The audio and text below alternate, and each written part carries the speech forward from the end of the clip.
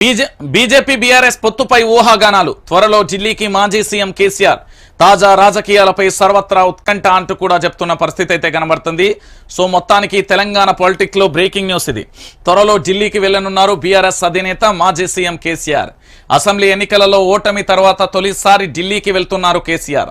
Parliament ఎన్నికలలో BJP BRS పొత్తుపై ఊహాగానాలు వస్తున్నాయి. ఢిల్లీలో కేసీఆర్ ఎవరెవరిని కలుస్తారనే దానిపై కూడా ఉత్కంఠ నెలకొంది. మొత్తానికి లోక్సభ ఎన్నికలకు సంబంధించి ఆచితూచి అడుగువేస్తూ ఇప్పటికే సిట్టింగ్ ఎంపీ వెంకటేష్ నేత పార్టీని వీడారు. అయినా సరే కారు ఓవర్లోడ్ అయింది కాబట్టి వెళ్లే వాళ్ళని ఆపబోవద్దంటూ స్టేట్మెంట్ ఇచ్చింది బీఆర్ఎస్. వచ్చే లోక్సభ ఎన్నికలలో బీఆర్ఎస్ కు చాలా ప్రెస్టేజ్ ఇష్యూ. ఖచ్చితంగా గెలవాలి, నిలవాలి. అందుకే గెలుపు గుర్రాలకే టికెట్లు ఇవ్వాలనుకుంటుంది బీఆర్ఎస్ అధిష్టానం. ఇందుకోసం కొత్త వాళ్లకు టికెట్లు ఇచ్చే ఆలోచన చేస్తున్నట్లుగా తెలుస్తుంది. లేదా సీనియర్లను లోక్సభ బాధ్యతలు అప్పగిస్తే ఎలా ఉంటుందన్న దానిపై కూడా ఆలోచిస్తుంది. తుంటి ఆపరేషన్ తర్వాత కేసీఆర్ కూడా లైన్లోకి వచ్చేశారు. నల్గొండ సభ సూపర్ సక్సెస్ అయిందనే ఉత్సాహంతో ఉంది ఆ పార్టీ. ఓవైపు కేటీఆర్, హరీష్ రావు నియోజకవర్గాలను చుట్టేస్తున్న వేళ, అసెంబ్లీలో ఈ ఇద్దరు ప్రభుత్వానికి ధీటుగా సమాధానాలు చెప్తున్న వేళ కేసీఆర్ కూడా ఎంట్రీ ఇచ్చారు. ముఖ్యంగా లోక్సభ ఎన్నికల నేపథ్యంలో తెలంగాణ సెంటిమెంట్ను రగిల్చే వ్యూహాన్ని అనుసరిస్తున్నారని రాజకీయ విశ్లేషకులు అభిప్రాయపడుతున్నారు. ఇందులో భాగంగానే తెలంగాణ బాపు అంటూ కేసీఆర్ను ఫోకస్ చేస్తున్నారంటూ ఉదాహరణ కూడా చూపిస్తున్నారు. మొన్న కేసీఆర్ పుట్టినరోజున సందర్భంగా తెలంగాణ బాపు అనే స్లోగన్ ఒకటి హైలైట్గా అయింది. ఈ 10 ఏళ్ల పాటు పార్టీని కాపాడుకోవాలంటే మెజార్టీ లోక్సభ సీట్లతో గెలవడం బీఆర్ఎస్ కు చాలా ముఖ్యం. రేపు జాతీయ పార్టీ ప్రయత్నాలను కూడా మరింత ముందుకు తీసుకెళ్లాలన్నా అంత నెంబర్ గేమ్లోనే ఉంటుంది. అందుకే లోక్సభ ఎన్నికలలో వీలైన ఎక్కువ సీట్లు గెలవాలనే టార్గెట్ పెట్టుకున్నారు కేసీఆర్. మొన్నటి ఎన్నికలలో మొత్తం 7 పార్లమెంటు సెగ్మెంట్లలోని అసెంబ్లీ నియోజకవర్గాలలో బీఆర్ఎస్ కు ఆధిక్యత కనిపించింది.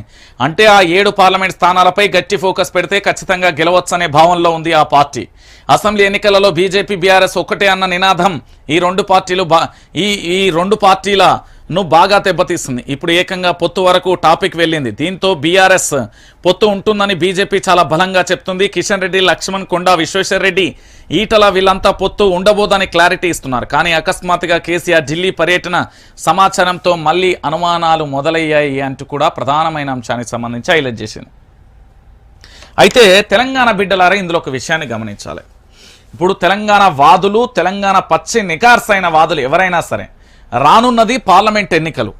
ఈ పార్లమెంట్ ఎన్నికలలో ఖచ్చితంగా జరగబోయే ఒక విచిత్రాన్ని మీకు చెప్తా. ఇక్కడ బీఆర్ఎస్ పార్టీకేమో కొన ఊపిరి ఐసీయూలో ఉంది ఇప్పుడు ఈ పార్టీకి సంబంధించి.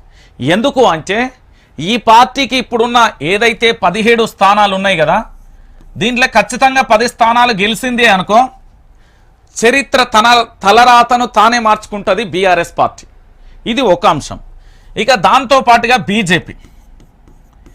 బీజేపీకి కేంద్రంలో ఎలాగో మరొకసారి బీజేపీ వస్తుంది అనేది క్లారిటీ ఉంది.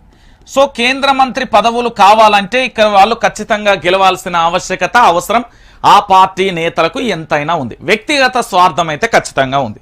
ఇక కాంగ్రెస్ పార్టీకి సంబంధించి రాష్ట్రంలో అధికారంలోకి అయితే రానే వచ్చేళ్ళు. కానీ అధికారంలోకి వచ్చిన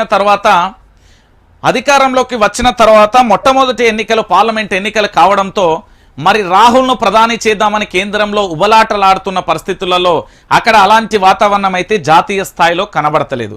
కాబట్టి ఖచ్చితంగా కూడా ఏంది అంటే కాంగ్రెస్ను నమ్మి ఓటేస్తారా, లేకపోతే రేవంత్ రెడ్డి ఏదైనా వ్యూహాన్ని మొదలు పెడతాడా అనేది ఇక్కడ ఒక క్వశ్చన్ మార్క్. సో 3 పార్టీల వ్యూహం కూడా గెలుపు గుర్రాలే. సో ఇలాంటి పరిస్థితులలో కల్వకుంట్ల చంద్రశేఖరరావు గారు ఢిల్లీకి వెళ్ళడం, ఆ ఢిల్లీకి వెళ్ళి ప్రయత్నాలు ముమ్మరం చేస్తే బీజేపీ బీఆర్ఎస్కు సంబంధించి 10 స్థానాలలో బీఆర్ఎస్ సీట్ల కేటాయించిన, 7 స్థానాలలో బీజేపీకి కేటాయించిన అల్టిమేట్గా ఒక ప్రభంజనం అయితే వస్తుంది. ఇది వాస్తవం. బీజేపీ బీఆర్ఎస్ పొత్తు అనేది చాలా అవసరం. ఇప్పుడున్న పరిస్థితులలో కూడా ఆ మద్దతు కూడా చాలా అవసరం అనేది తెలంగాణ సమాజానికి ప్రజలు కూడా ఇస్తున్నారు. ఎందుకంటే గత ఎన్నికలలో స్లోగన్ ఇదే దెబ్బతీసింది. బీజేపీ బీఆర్ఎస్ ఒకటే అనే స్లోగన్ ఏదైతే ఉందో అది అటు బీజేపీని దెబ్బతీసింది, ఇటు బీఆర్ఎస్ను దెబ్బకొట్టింది. అల్టిమేట్గా ఏంది అంటే బీజేపీకి మరో 25 స్థానాల వరకు రానుండే, బీఆర్ఎస్కు ఖచ్చితంగా 70 పైచిలకు స్థానాలు వచ్చేది ఉండే, మినిమం 60 అన్న వచ్చేది ఉండే.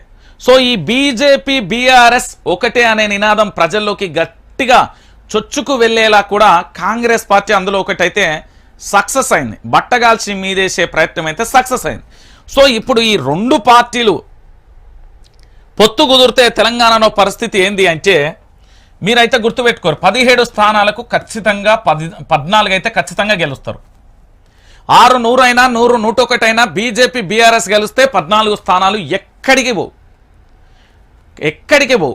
బీజేపీ బీఆర్ఎస్ కలిస్తే ఖచ్చితంగా 14 స్థానాలు అయితే ఎక్కడి పోవు. ఇది గుర్తుపెట్టుకోరు. ఎట్టి పరిస్థితులలో ఎంఐఎంకు 1 2 పోవచ్చు, ఇక కాంగ్రెస్కు 2 3 పోతాయి. కాబట్టి వీళ్ళిద్దరు పొత్తుతోని వెళ్తే మాత్రం ఇక అది ప్రభంజనమే అవుతుంది. భవిష్యత్తులో బీఆర్ఎస్కు చాలా ప్లస్ అవుతుంది, అది వాస్తవం. దాని తర్వాత ఇక జరగబోయే పరిస్థితులు ఎట్లుంటాయి అనేది కూడా మీకు తెలిసిన విషయమే.